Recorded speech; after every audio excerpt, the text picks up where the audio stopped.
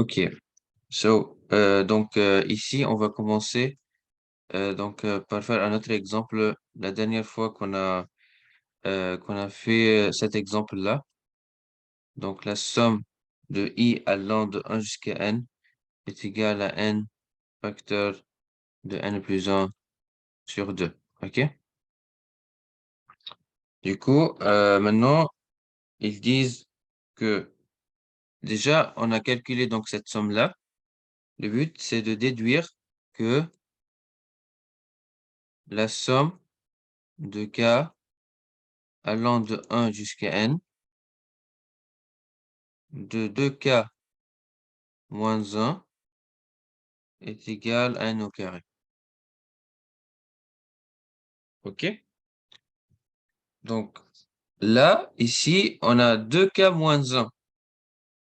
Est-ce que quelqu'un peut me dire, s'il vous plaît, que veut dire 2k moins 1? Par message ou bien ce que vous voulez. Mais que veut dire 2k moins 1 déjà? C'est quoi la signification de 2k moins 1?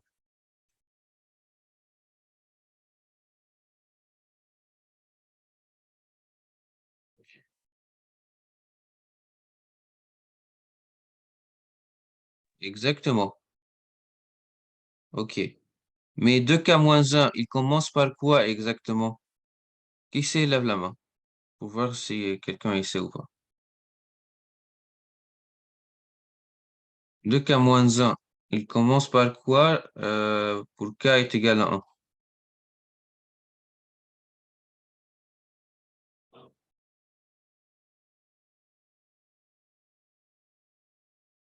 Est-ce que quelqu'un sait? 1. Il commence par 1, 2k moins 1?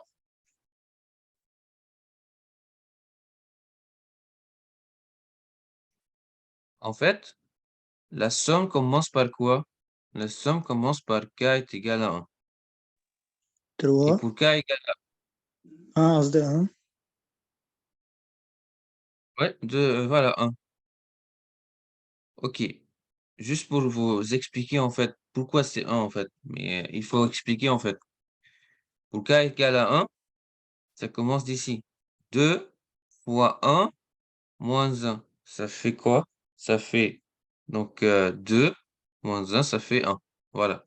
Donc ça veut dire qu'on commence de 1, 3, 5, etc. Et c'est quoi le dernier terme?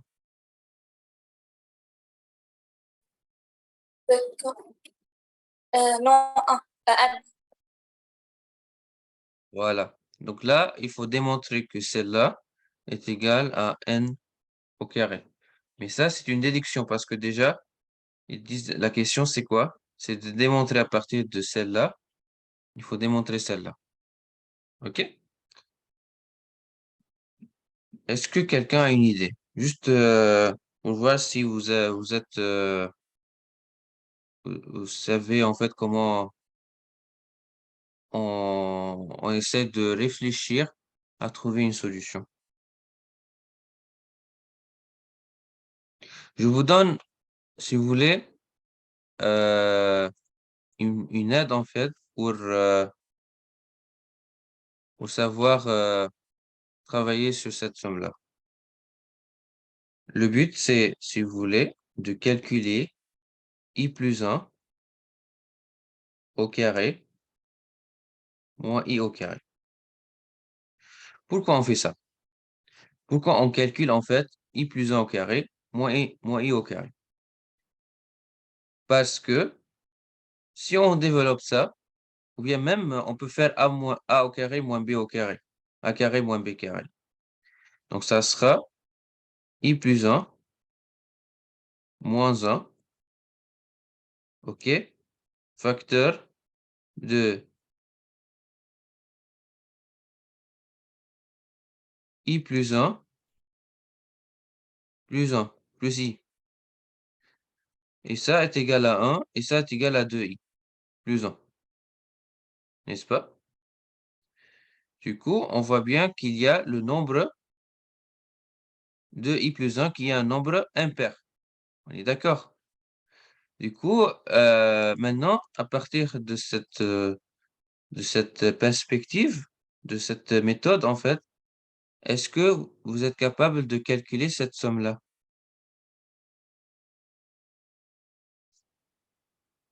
Dites-moi, s'il vous plaît.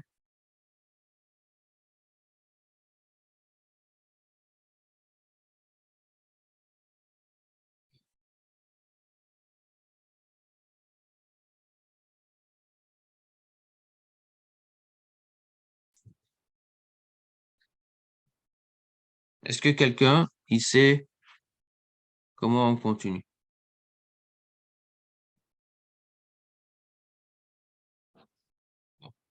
Donc, en faisant la sommation,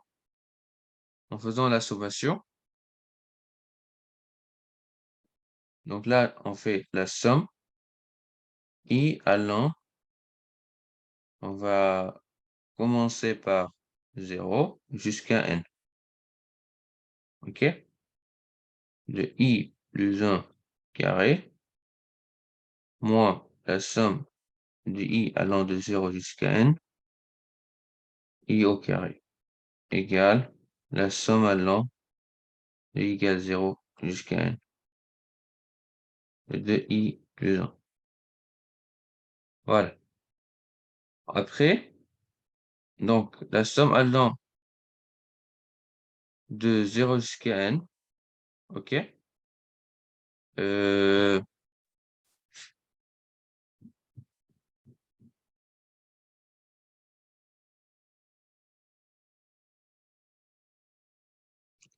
donc là, on voit bien que si on développe, en fait, cette sommation, c'est-à-dire là, on commence par quoi? Par 1 au carré, heu, après on a, là 2 au carré, n'est-ce pas? 3 au carré,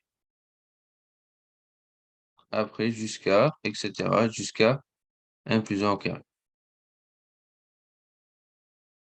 et là, on a 0 au carré, bon, on s'en fout de ça, donc 1 au carré, 2 au carré, 3 au carré, jusqu'à n au carré, n'est-ce pas? Du coup, on voit bien que il y a plein de de valeurs qu'on peut les simplifier. C'est-à-dire là, on peut simplifier par 1 au carré parce qu'il y a moins. 2 au carré, 3 au carré, jusqu'à la fin, jusqu'à n au carré. Et là, qu'est-ce qui reste? Ça sera n plus 1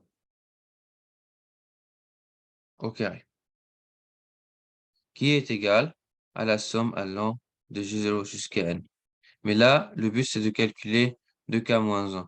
Mais, en fait, si on voit, c'est quoi ça? Donc en fait, c'est la même sommation, juste ce qui reste, c'est la différence, c'est que pour n ici, c'est 2n plus 1, le dernier élément. C'est-à-dire, c'est la même sommation, donc c'est de k allant de 1 jusqu'à n, de 2k moins 1, plus le dernier terme qui est 2n plus 1.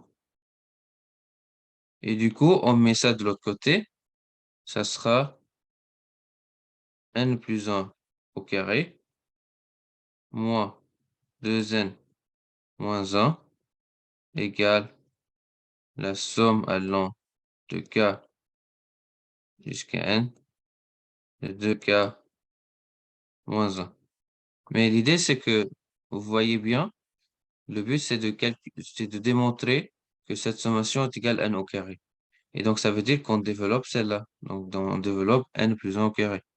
Donc, n au carré plus 2n plus 1 moins 2n moins 1 égale la somme allant de, de 1 jusqu'à n de 2k moins 1. Et là, en simplifiant, on aura bien le résultat souhaité. Donc, n au carré égale la somme allant de K1 jusqu'à n de 2K moins 1. Est-ce que c'est bon? Qui a compris, lève la main.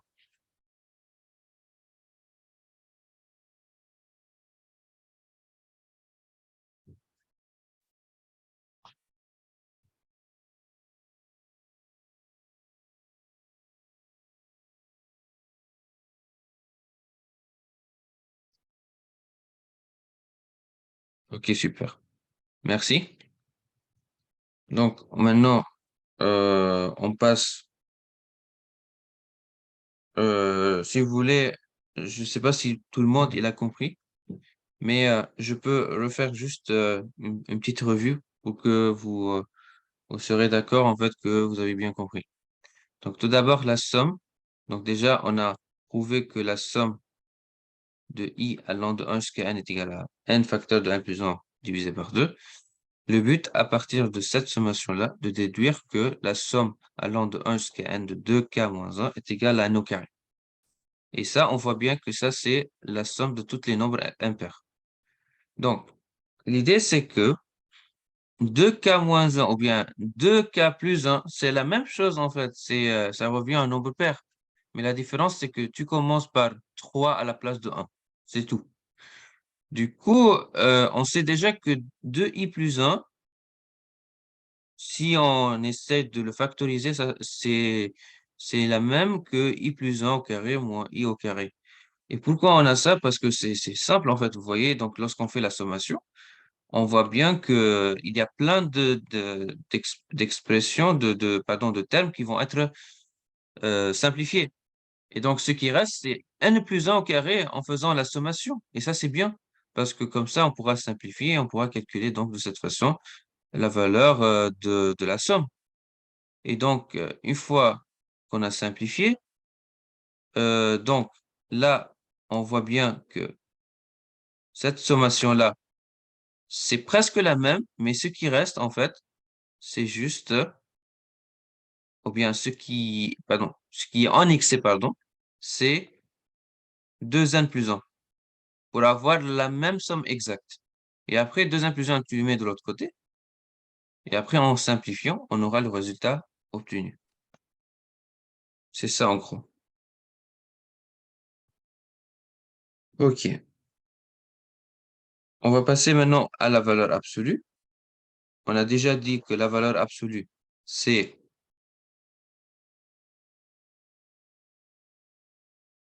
donc x si x positif et moins x si x négatif. C'est ça? Du coup, on peut dire aussi que valeur absolue de x égale max de x moins x. Qui a compris cette expression? Lève la main, s'il vous plaît.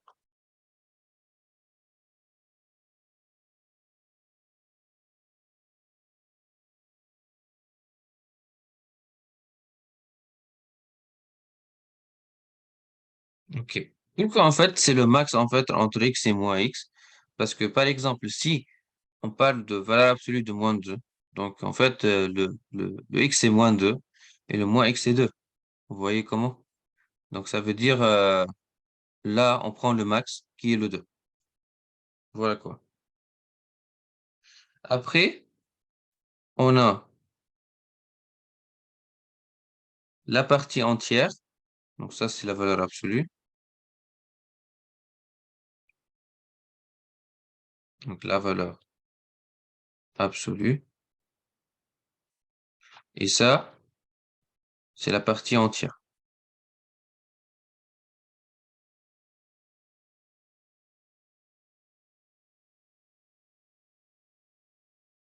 C'est quoi la partie entière d'un nombre réel, si vous voulez? C'est juste la partie entière, c'est-à-dire, attends, je vous donne un exemple. Donc, ça, on l'appelle donc la partie entière. Ça veut dire quoi? Par exemple, un exemple, 6,4.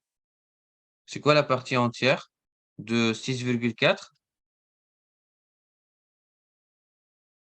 Est-ce que quelqu'un sait? 6. 6, exactement. OK? Donc, ça veut dire juste on prend la partie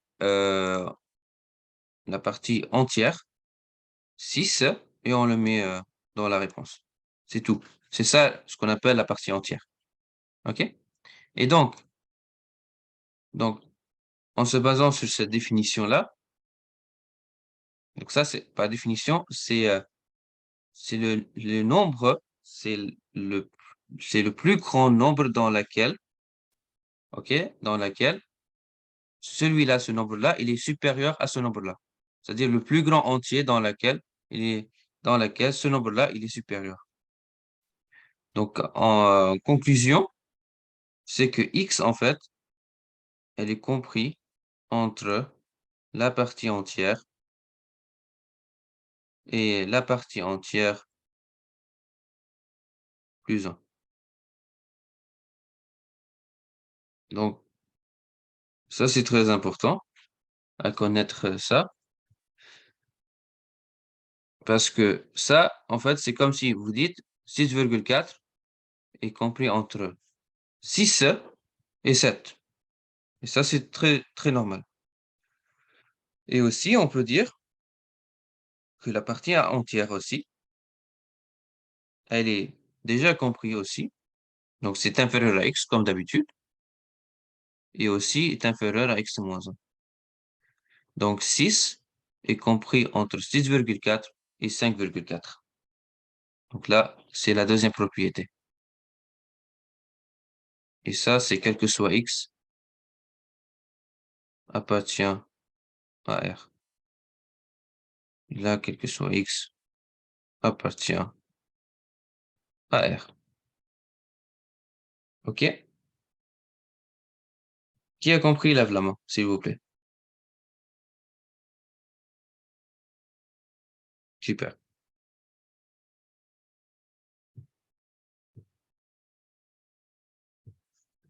Maintenant, on va... Attendez.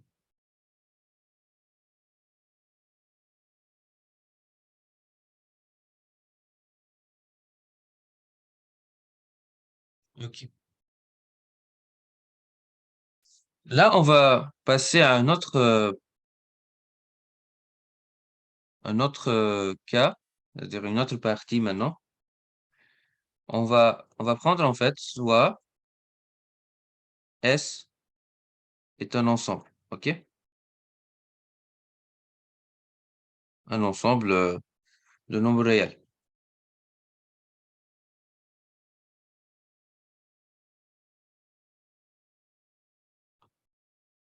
Maintenant, les définitions que je vais vous donner, ce sont des définitions très, très importantes parce que vous allez les utiliser en fait en algèbre et aussi en analyse après, OK? Du coup, lorsqu'on dit en fait S est un ensemble borné, est un ensemble borné. Est-ce que quelqu'un peut me dire c'est quoi un ensemble borné? Est-ce que vous avez déjà appris en fait que veut dire un ensemble borné?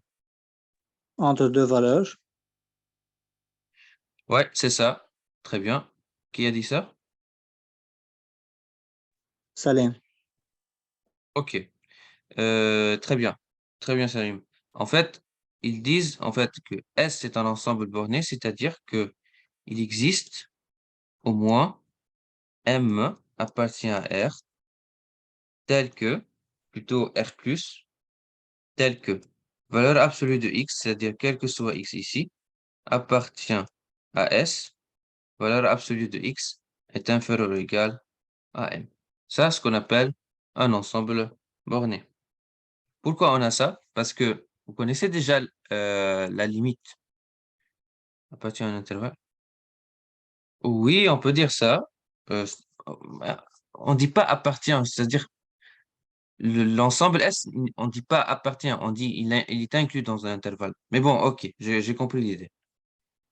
Mais là, pourquoi on a cette définition-là? Parce que vous allez l'utiliser beaucoup dans les limites après, dans le chapitre 3, qui est le chapitre des limites. Parce que la définition des limites, elle se base en fait sur des ensembles bornés. Parce que lorsqu'on dit limite, lorsque x tend vers A de f de x est égal à L, bah, ça veut dire quoi ça? Ça veut dire, quel que soit epsilon positif, il existe un delta positif tel que pour tout x entre qui vérifie que valeur absolue de x moins 1, ici c'est A, donc c'est pas x0, donc c'est A, compris entre 0 et delta, on a que valeur absolue de f de x moins L inférieure à epsilon.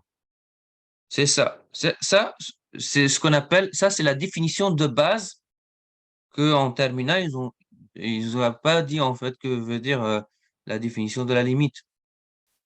Donc, la limite, c'est basé sur quoi? C'est que si la différence entre x moins a, entre x et a, est inférieure à un delta, un petit delta, ok? Donc ça, c'est le même en fait truc en fait qui est là. Donc, ça veut dire que f de x moins L, la distance entre f de x et L, est plus petit qu'un epsilon donné. Plus petit qu'un epsilon donné. Et donc, à partir de cette définition-là, on voit bien donc que veut dire limite. Donc, si x moins il est un peu proche, on va dire, de A, alors f de x moins L, elle est très, très, très proche de 0. C'est-à-dire f de x, il tend bien vers L. Et donc, là, on parle d'ensemble borné pour, pour l'ensemble des x et pour l'ensemble des f de x. Voilà quoi. Est-ce que vous avez des questions?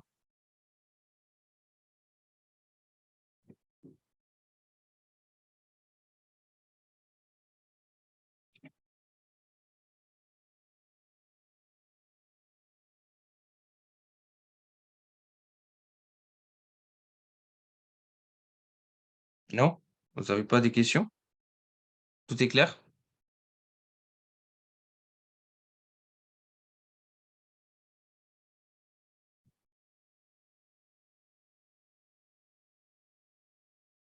OK. Si c'est clair, OK, bah super. Maintenant, on va dire que S maintenant, c'est un ensemble borné. OK? Donc S est un ensemble borné. Ça, c'est un exemple, OK? Mais vous allez apprendre ça en détail après, la définition de la limite en détail un peu, en troisième chapitre. Donc S, c'est un ensemble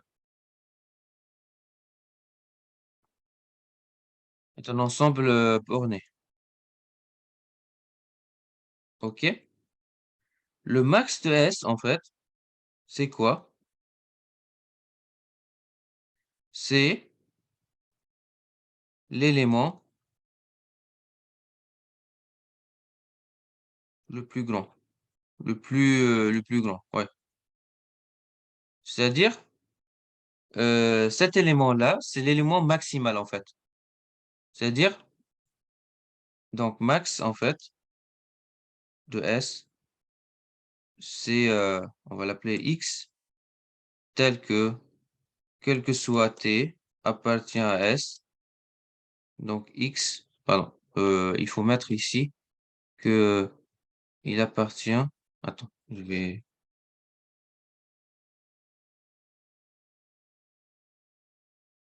tel que, quel que soit T, appartient à S, X plus grand ou égal à T. Donc ça, c'est ce qu'on appelle max de S, c'est-à-dire la valeur maximale de cet ensemble-là. Un exemple pour illustrer, par exemple, ça c'est 3 et ça, c'est 6, par exemple. OK? Le max de 3 à 6 égale à 6. Est-ce que c'est bon? Et donc, s'il y a max, donc il y a min. Min de S, donc c'est l'élément X tel que, quel que soit T, appartient à S. Il faut que X inférieur ou égal à T. Donc, minimum ici de 3, 6 est égal 3. Est-ce que c'est bon? Qui n'a pas compris? Ou bien qui a compris plutôt? Lève la main. OK, super. Ensuite, on va passer à une chose très importante. Je pense, si vous avez compris, peut-être vous allez en fait me poser une question. C'est quoi le max?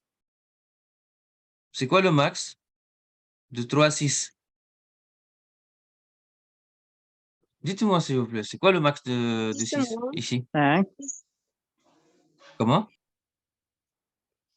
6 moins, 6 mois. Non, on peut pas dire ça, mais c'est une bonne remarque, oui. Mais 3,6, c'est quoi ça? J'ai pas compris. Bon, donc en fait, on va voir en fait qu'est-ce qu'on va. En fait, est-ce que le max existe déjà? C'est ça la question. La réponse c'est non parce que en fait, on peut pas le définir. On peut pas savoir en fait c'est quoi 6 mois. On peut pas dire ça. C'est 5,99999. Non, en fait, on peut pas dire ça. Du coup, on peut définir ce qu'on appelle le supérieur, en fait. C'est-à-dire quoi? Déjà, on a dit que, ma question, est-ce que M, il peut être en fait 7, par exemple, ou bien 8? Si vous êtes d'accord, lève la main.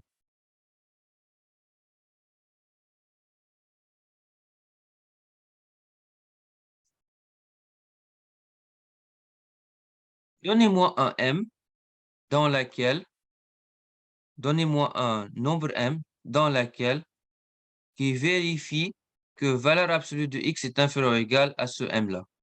Donnez-moi un exemple, en fait, ici, pour celle-là.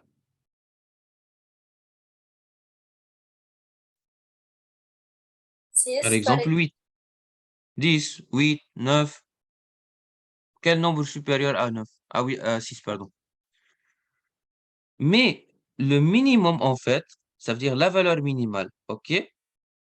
C'est-à-dire là, on a l'ensemble des M, n'est-ce pas, appartient à R, plus, tel que, quel que soit X appartient à S, OK? Valeur absolue de X est inférieure ou égale à M, n'est-ce pas?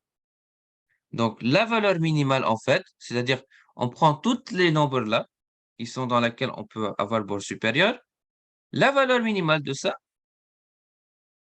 correspond bien à la valeur supérieure, on l'appelle la borne supérieure, on l'appelle de S. Donc, c'est ça. Peut-être vous avez entendu, en fait, de la différence entre sub de S et max de S. En fait, max de S, c'est un élément de S. Par contre, sub de S, c'est pas nécessaire. Donc, c'est la valeur minimale de de toutes les bornes. C'est la valeur minimale de toutes les bornes. C'est comme ça on le définit en fait. Par exemple, ici dans l'intervalle fermé, 6 c'est le max de S et aussi 6 c'est la valeur supérieure, c'est la borne supérieure en fait de S. Pourquoi? Parce que tout d'abord max de S, c'est en fait 6 c'est la valeur maximale en fait de l'ensemble. Par contre sub de S, c'est en fait parmi les bornes, donc parmi toutes les bornes, la valeur minimale en fait. C'est-à-dire que déjà en fait quel que soit X appartient à 3, 6, X est inférieur ou égal en valeur absolue de 6. Donc c'est normal en fait de dire que 6 c'est aussi la valeur supérieure de S. ou bien la borne supérieure de S. Donc, au cas où on a un ensemble borné bien défini, le max de S est égal au sup de S. Et pareil, si il y a un sup, il y a un inf. Donc, inf, la borne inférieure de S, donc c'est la valeur maximale à la place de la valeur minimale des bornes qui sont inférieures. C'est-à-dire là, l'ensemble des valeurs de M, telles que quel que soit X appartient à S, valeur absolue de X plus grand ou égal à M. Par exemple, f de S est égal à 3 et aussi min de S est égal à 3. Par contre, ici, on ne sait pas. Par contre, la valeur supérieure de celle-là, c'est 6. Oui, c'est 6. Par contre, la valeur inférieure de S, c'est 3. Par contre, on ne peut pas définir max et min. Mais c'est sûr, en fait, que max, ici, c'est inférieur à sup de S. Et le min de S, c'est plus grand que f de S. Dans le cas où on a intervalle ouvert. Qui a compris, lève la main, s'il vous plaît. Super. Donc voilà, je vous ai expliqué donc la différence entre max, sup, min et inf. Maintenant, on va passer